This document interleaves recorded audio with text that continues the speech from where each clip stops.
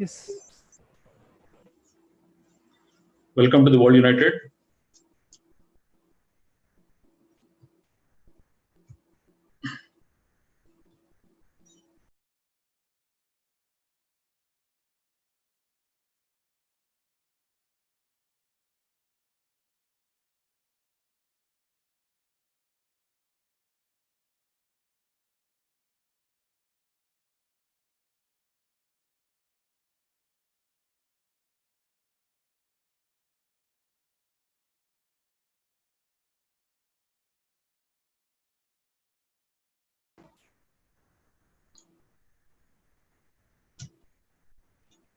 So today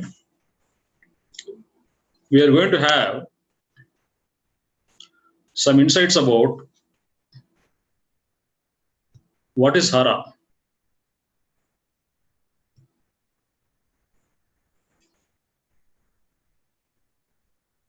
Hara in Japanese language means the center of your consciousness.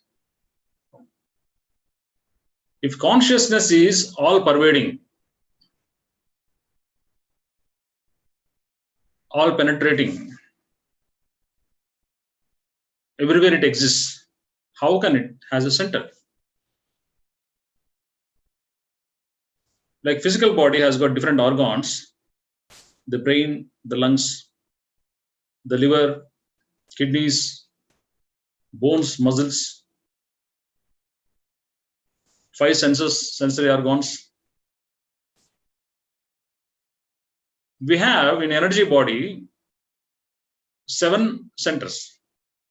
Like we have different organs in physical body working in unison, working in tandem, in harmony, in homeostasis to maintain the overall function and health of the physical strata. The energy body, the pranic body, otherwise called as the etheric body, has energy centers. Each center is called as a chakra. Chakra means junction of various types of energy channels. Each channel contains a lot of energy flow. Like we have vasculature through the cardiovascular system, we have energy vasculature as well in the energy body. This energy vasculature supplies the energy to every cell of the body. Different cells, the brain cell, the bone cell, the liver cell, the skin cell, every cell. And many such energy channels meet at certain one point called as a chakra. Like that we have 7 chakras, as many of you know, from Mooladhara to Sahasrara chakra. Hara is a point in the lower abdomen, 2 inches below the navel, 2 inches inside, and is almost like fist size of one's fist. How do you know all these things? It is a non-physical entity, and neither it is a physical body nor energy body. This Hara is located in the Swadhisthana area, but nowhere related to Swadhisthana chakra. Please understand this point. Consciousness governs energy. The prajna controls prana. The consciousness controls energy. This consciousness center, otherwise called as Hara, controls the entire energy centers, otherwise called as chakras. Like 7 energy centers control the entire physical body, the center of consciousness, otherwise called as Hara, controls all these energy centers. When the awareness, the mental consciousness, moves from physical to non-physical realms, during meditation, it finds over a period of time itself getting centered in this area, in the lower abdomen. Let me share with you my own case, how I discovered Hara in my life. What I am talking today with all of you is not what I learned from any person. This is not what I read in any book. This is not what I heard from anyone. This is self-discovery. During my childhood, I discovered the location of the Hara when I was more intense, especially during examination times, especially when I used to get deep into myself while reading a storybook, while watching a movie. Whenever I get absorbed, I used to find myself inside very intensely. When you are at this intense centered consciousness, this centered consciousness is not actually a center, just like an energy center or chakra. When consciousness gets converged, when the intensity becomes converged, when the inputs of the sensory organs and the information we get through these sensory organs are completely stopped. Like a turtle, the head gets inwards. When senses move inwards, you find this consciousness getting centered. From periphery, it moves towards the nucleus. A consciousness which is nuclearized is called as the Hara. When the same consciousness, when it moves towards periphery, it's called as mind. The consciousness moving towards mind. The consciousness working through the mind. Like while I'm talking now, I'm using my mind. My consciousness is using my mind talking to you. The peripheralized consciousness can be called as mind. The centripetalized consciousness can be called as the Hara. Simple. So the entire effort of spirituality, the entire sadhana of spirituality is nothing but moving within, getting internalized and getting grounded, getting centered. When you are very intense inside, when the consciousness moves from head, which contains a lot of imprints, thoughts, ideas, old patterns, recurrent patterns, programs, we don't know that we are programmed. Even if we know, we don't know how to come after them. And a lot of emotional baggage in the heart area with different types of fears, different types of guilt, anxiety, agitation, frustration, depression, whatever you call it, different types of life to different types of persons. It has become a complex psycho-emotional baggage. So in Hara, this head and heart, they become one. The thought and feeling become one. This is otherwise called as yoga, otherwise called as Advaita, otherwise called as Tao, otherwise called as Dharma, otherwise called as the Hara. Nothing but same. The centripetalized consciousness, the inverted consciousness, internalized consciousness. And it has to be experienced. It can never be understood intellectually. Impossible. Never try to understand intellectually. It's not possible. Logical brain doesn't know all these things. Rational mind doesn't know all these things. A cynical mind cannot peep into it anyway. It has to be experientially understood with certain preparation. Preparation to get into Hara is important. How do you prepare? Like you prepare for exams, even worldly life, simple exams of life also need preparation. Is it not? Without preparation, can you write an exam? Without any preparation, can you upload this video into YouTube? You have to prepare. Without preparation, can you knock Muhammad Ali in ring? Is it possible? If you go without preparation and try to fight with Muhammad Ali, what will happen? He will knock down in 1 second. Over. Is it not? Preparation is required. Here, to get into yourself, what type of preparation is required? We have to understand a few things.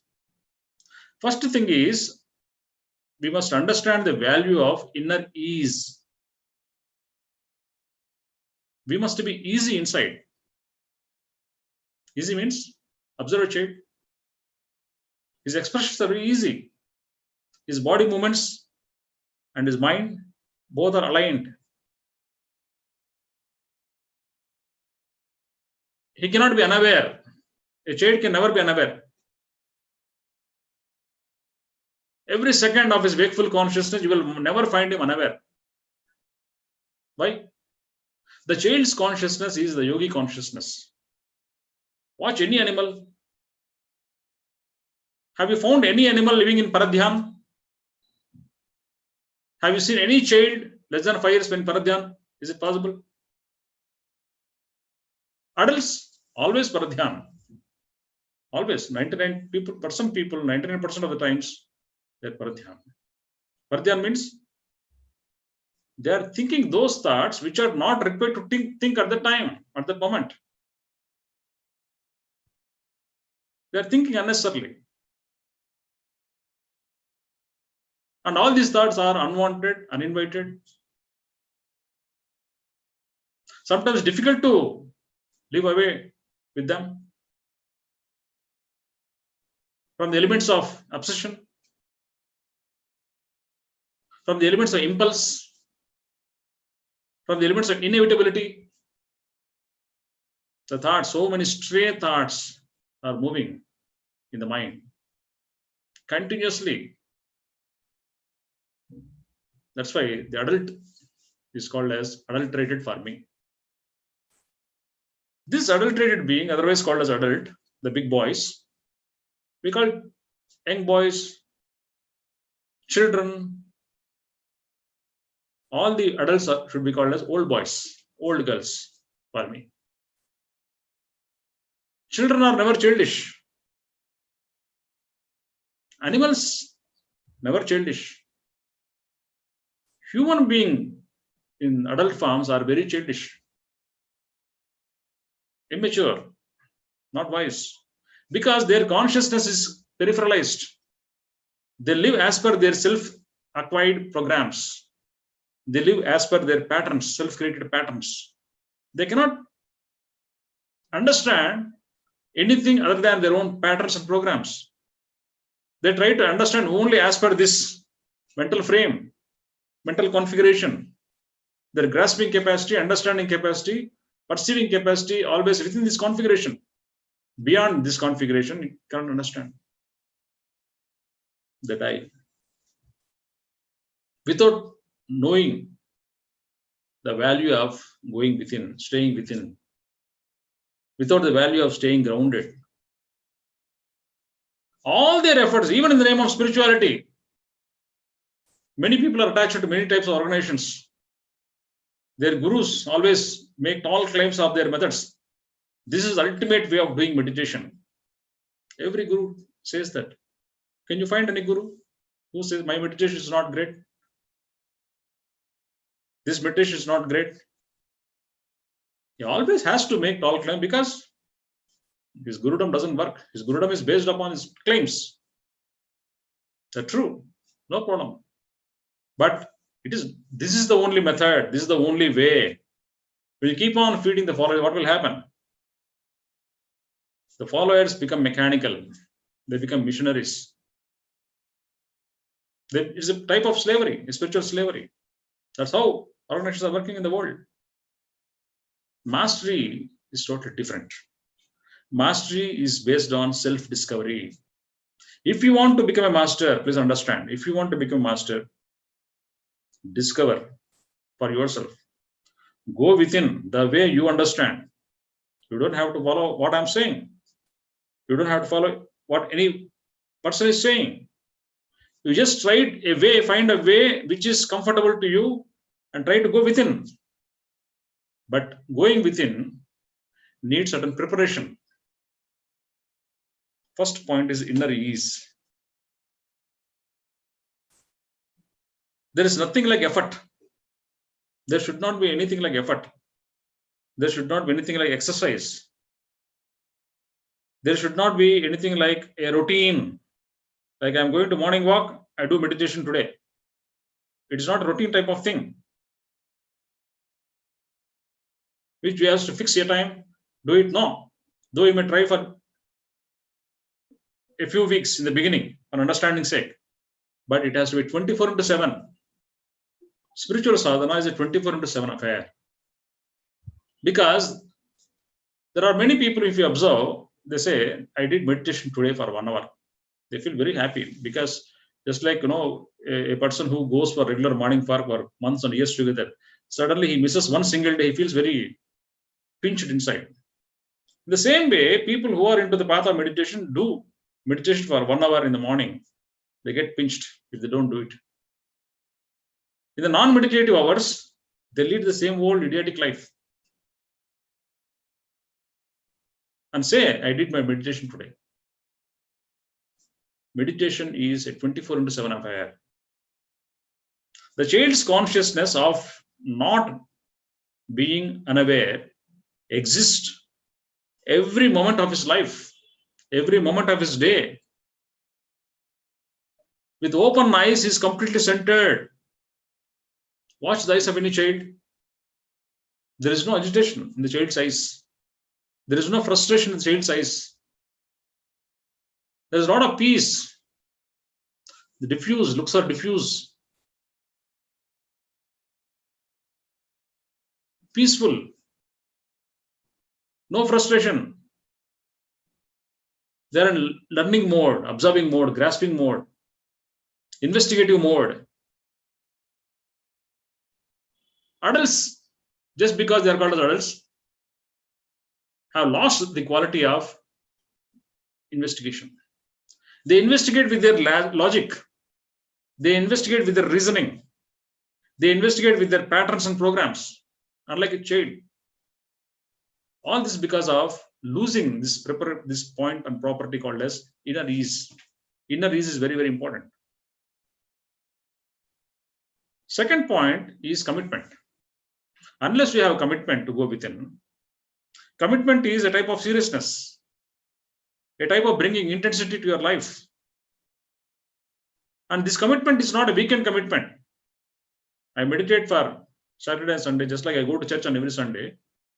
I do namaz on every Friday. It's not like that. I go to Hanuman temple on every Tuesday. It is not like that. It is moment to moment commitment. It is a commitment of staying aware. It is a commitment of staying centered. In any situation you are in, external situation doesn't matter at all. Internally, what you are alone matters most. So inner ease, commitment. Third one, if you observe in many spiritual organizations and seekers as well, they talk about meditation experiences. They sit for meditation, they come up with some experience, they get excited, keep on sharing on phone, person to person, Zoom meetings. A lot of excitement is there. A lot of appreciation they get from the listeners. But point is, whatever meditation experiences that you are experiencing, undergoing, are purely personal. Stay. Keep it within yourself. Hold it. The more you hold it, these experiences turn into insight. If you keep on talking about them, you lose that insight. You lose the wisdom within. You lose the transformation that experience is offering to you. Let that experience get incubated.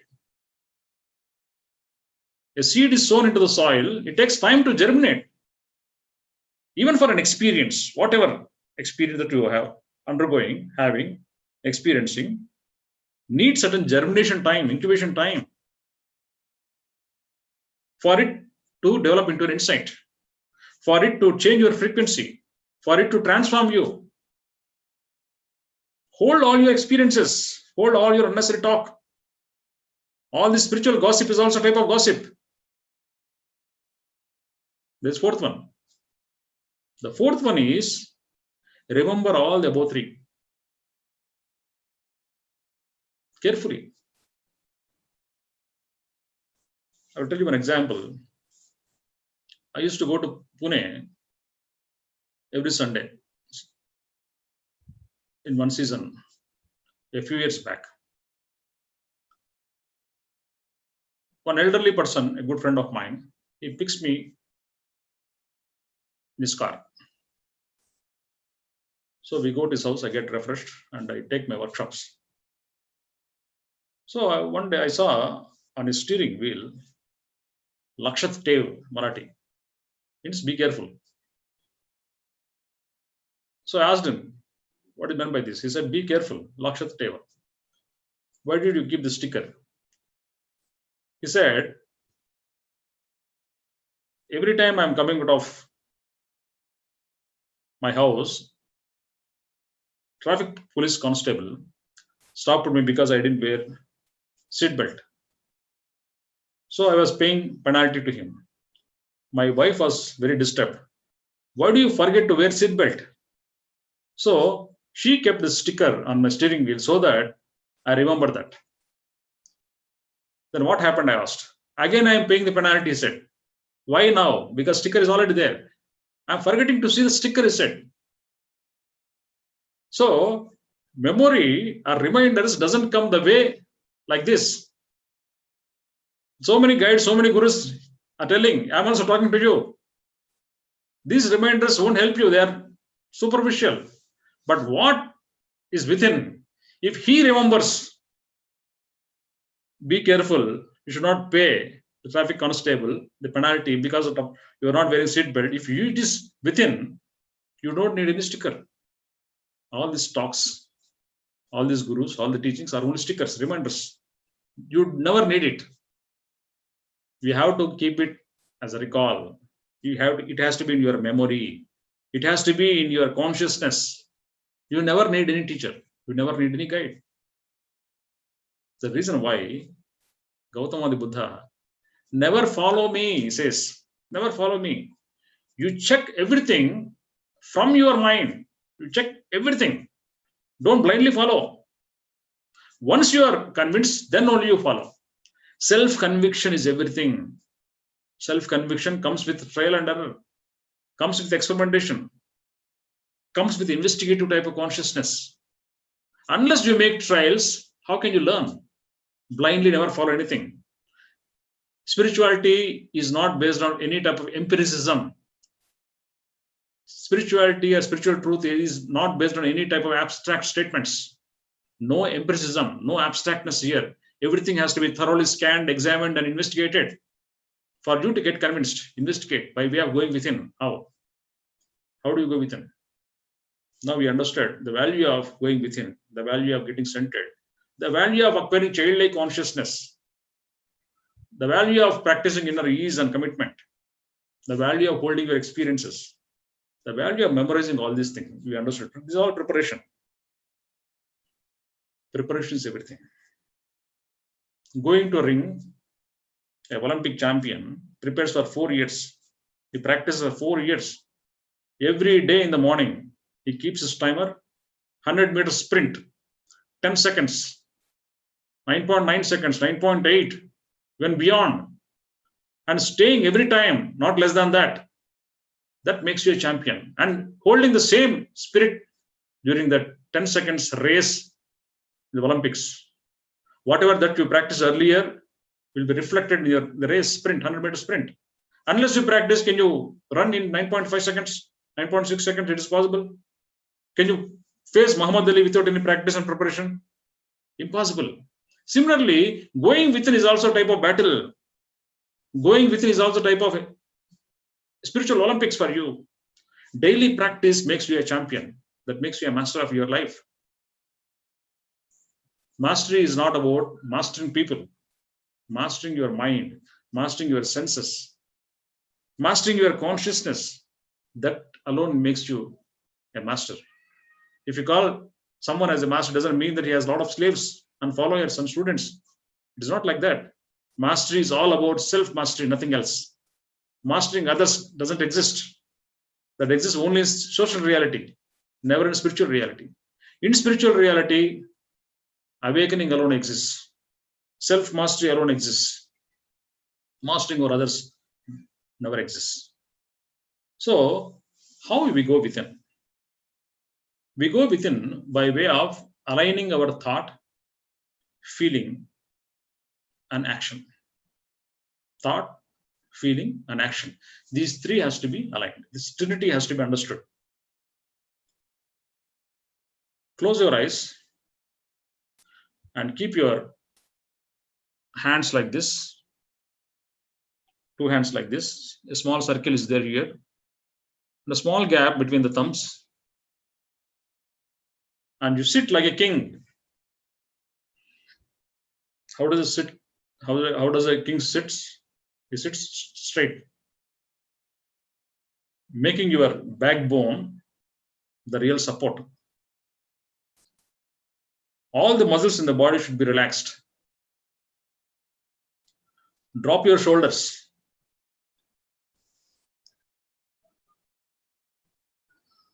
Relax your mind. Relax your body. Relax your both limbs, upper limbs, lower limbs. Only spine is straight. Paraspinal muscles alone are working to keep the spine straight.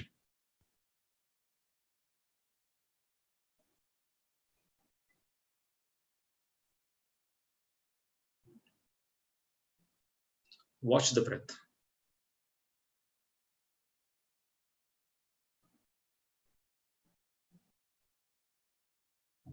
When you're agitated, when you're frustrated, the consciousness comes to the front part of the body.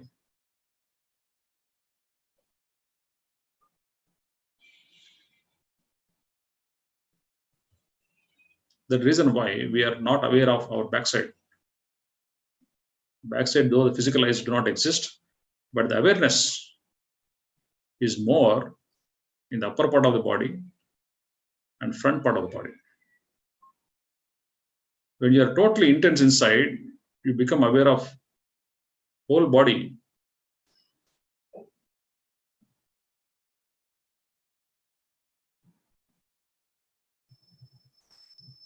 Watch your breath easily. Don't try to control.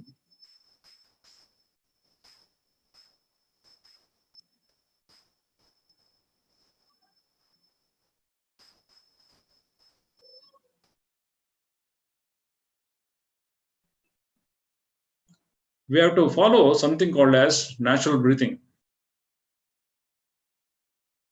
Watch any child. How does it breathe? Watch any animal. How does it breathe? The movement happens in the abdomen. Though the lungs do not exist in abdomen, abdomen rises and falls with every incoming and outgoing breath. There is a natural breathing.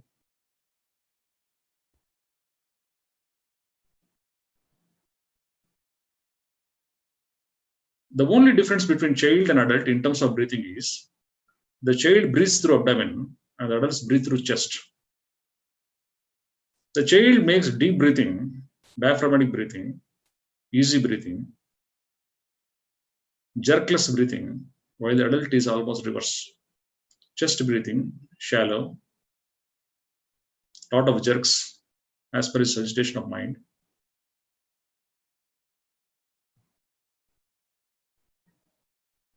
Now, the erratic breathing of the adult has to be changed, transformed into childlike breathing or yogi's breathing or anyone's breathing.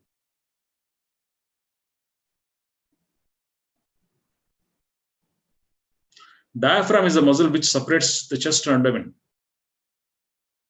Diaphragm is the muscle over which lungs rest. It's a large muscle where all our emotional baggages are stored. These emotional baggages stop this muscle not being used for respiration. That's why the breathing has become shallow. The mind and breathing are very much interconnected. As is your mind, so is your breathing. You work either from mind or from breath, you will get centered. Now let us work from breath.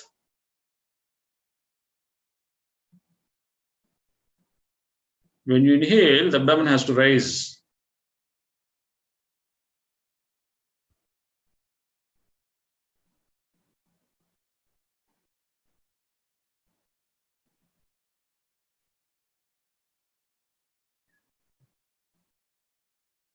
When you exhale, abdomen has to go within.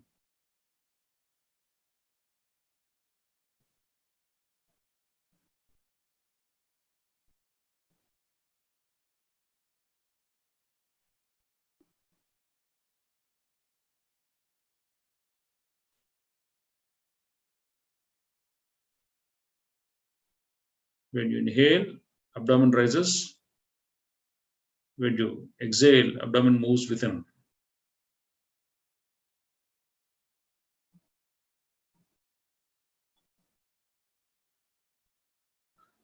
Nose and navel should be aligned.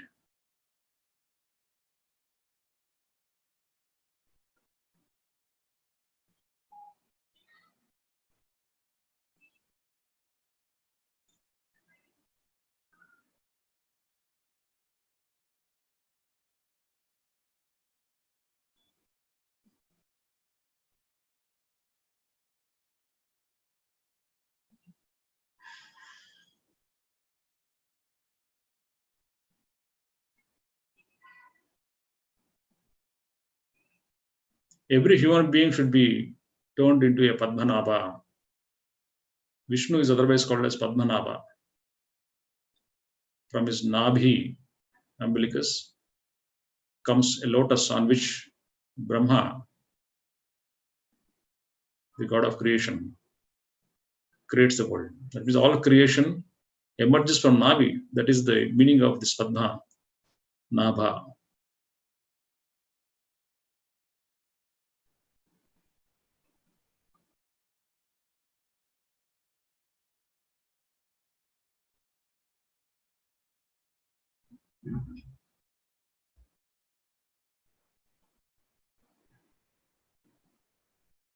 Exhalation is more important than inhalation.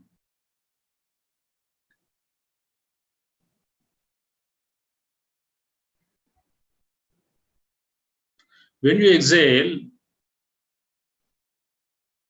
let go of all your mind, exhale your mind, exhale your heart, exhale all your thoughts, exhale all your feelings into the Hara.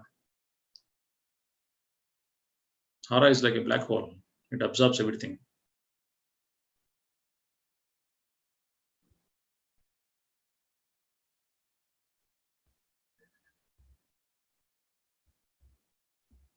The silver card emerges from Hara, the connecting thread between the non-physical bodies and physical body. It is center of life and center of death as well. Hara is also called as Hiranyagarbha in Himalayan traditions. The Garbha is a place where we all lived for 9 months. And the nature has placed the uterus cunningly in the lower abdominal area, where we stayed for 9 months, where we have grown slowly from single cell organism to a 3 kilo or 4 kilo entity.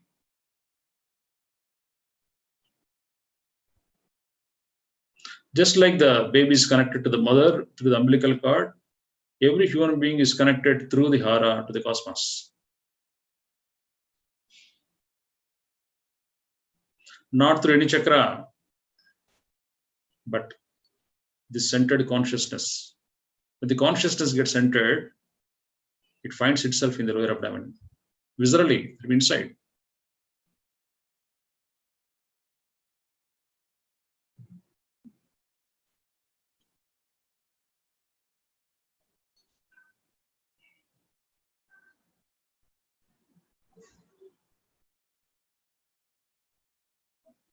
Second half of exhalation is even more important.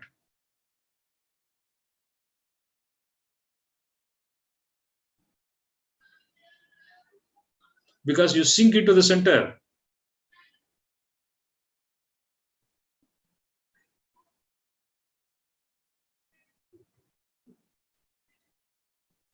Be watchful of the breath, inhalation and exhalation. With every inhalation, abdomen rises. With every exhalation, abdomen goes within. Observe the gaps between inhalation and exhalation as well, and vice versa. The gap between exhalation and inhalation.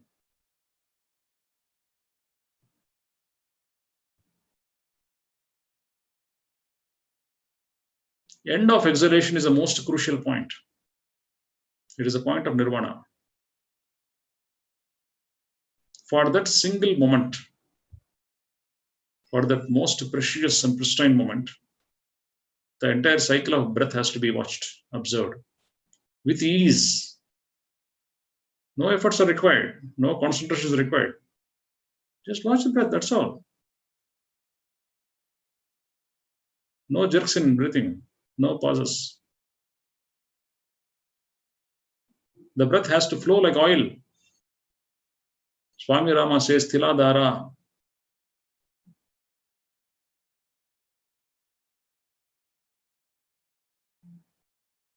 Like flow of oil, breath should be.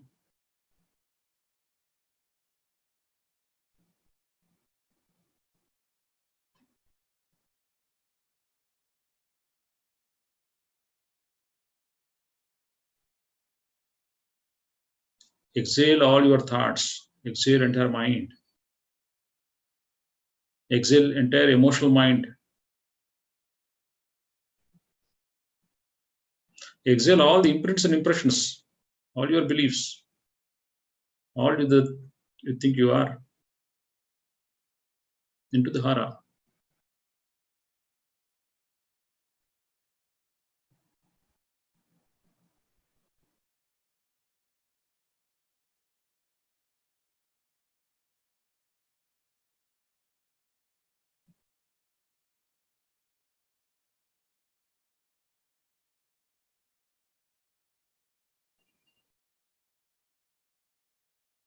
When the focal point of attention moves towards Hara, the consciousness starts getting internalized. We become an antarmukhi. The journey towards its center is called as antaryana,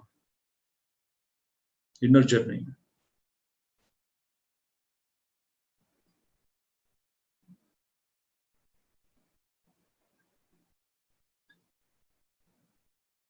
Mahavatar Babaji says, if the size of your Hara becomes the size of your physical body, you become an immortal. That's the whole purpose of Kriya Yoga, the way he taught Lahir Mashay.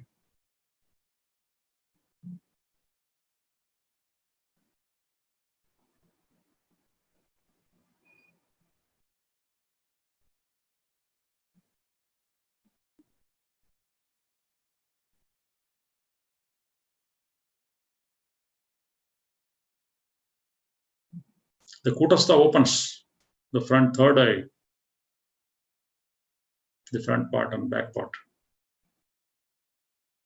The connective bridge, which Lahir Mashay calls as Krishna's flute, that gets opened up with the help of Hara, with the help of awakening happening here.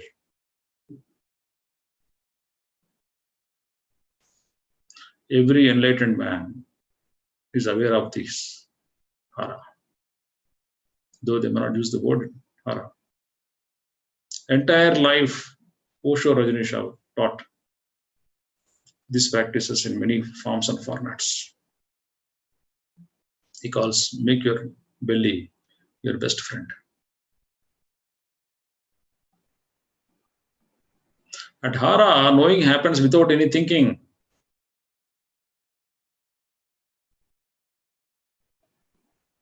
Many people are addicted to know things, addicted to understand things by way of thinking more, by way of practicing excessive thinking. But no, a wise man brings all his thoughts and destroys them in Hara and keeps watching from that centered consciousness for the insight that is emerging within.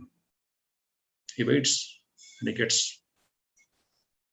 That's a way of understanding oneself. There's a way of examining the veracity of every thing that you know, that you think you know. Every thought has to be examined, scanned. Like every file should be scanned. With the antivirus software, every thought has to be scanned. Without scanning, no thought should enter into your field, consciousness field, Adult is made up of that. He allows all stray thoughts, thought viruses, emotional viruses. His software is contaminated, sluggish, never formatted. Spiritual sadhana is nothing but formatting your mental system, formatting your psycho-emotional body. All sadhana is nothing but formatting your system. A child doesn't need it. He has to just stay like a child, that's all.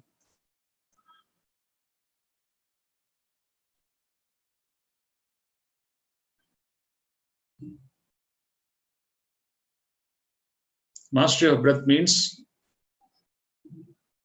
making the breath abdominal every time you breathe, even during wakeful consciousness, even during sleep, 24/7. Easily, effortlessly. That is the mastery of breath.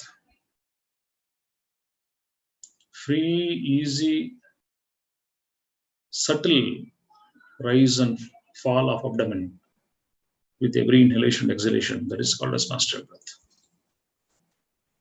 With mastery of breath, the mastery of senses happens. The mastery of mind happens. The mastery of emotional body happens. Your system gets formatted.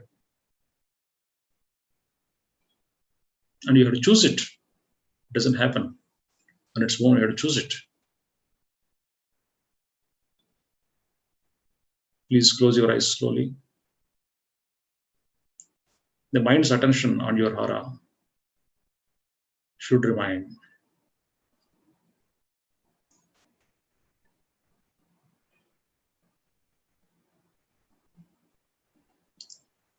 In the wakeful hours, the wakeful consciousness, the mind's eye, the manonetra, should be on your Hara continuously. It has to be there. Like I said, mastery of breath is about making your breath abdominal in nature, easily, freely, effortlessly, subtly. Mastery of consciousness is keeping your mind's eye always there. You must be able to think from the center of consciousness. You must be able to talk from your center of consciousness. Every word that you utter should come from within, from that center.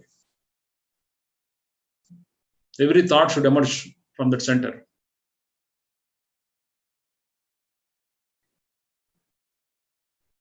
It happens. I discovered this when I was a child. I lost the value of it by getting into formal meditation techniques. Spiritual sadhana is not about any technique. Spiritual sadhana is all about understanding the significance. Though I'm talking like a technique, it's not that. It is conditioning your breath to natural way, eliminating your mind, formatting your mind, because you need it. It appears like practice. But if you call it a practice, make it effortless practice, not effortful. No strain, no stress, no concentration. There are no achievements in spirituality. There are only attunements, alignments, aligning your head and heart. That alone exists. There are no achievements. Achievements, I got an award, I got a reward. All this nonsense exists only in social reality. No one is going to give you a award when you get awakened. No one knows even except yourself. Even if you say also, no one can understand.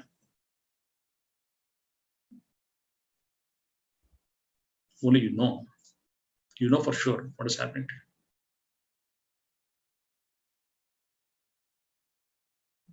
There is no need to be exhibitionistic. But everything that you have, everything that you know, you don't have to be more exhibitionistic. Even if you express, the internalization of consciousness should not be stopped, not at the cost of your internalization of consciousness. That is the real sadhana. Sat means truth, dhan means treasure. Truth is your treasure. The meaning of sadhana is this. Truth alone should become your treasure. How the truth emerges, all the facts need to be scanned. What you think as facts need to be scanned, whether it is truth or not. There is a truth inside it or not. When everything is scanned, truth emerges. All the facts put in a mixie, a drop of the essence comes out. That is called a wisdom, the truth. That is your real treasure. It can never be stolen. It can never be snatched. That is your real treasure. Only treasure. Not the gold you accumulate, not the cash you accumulate, not the properties you accumulate. Nothing. This drop of wisdom comes to you from incarnation to incarnation.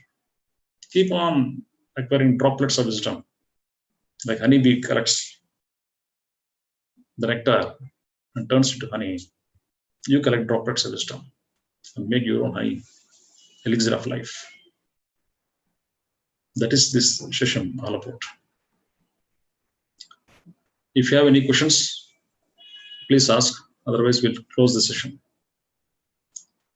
1 or 2 questions, enough. Anybody has?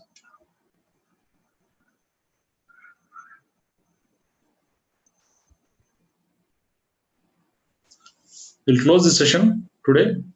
Thank you very much.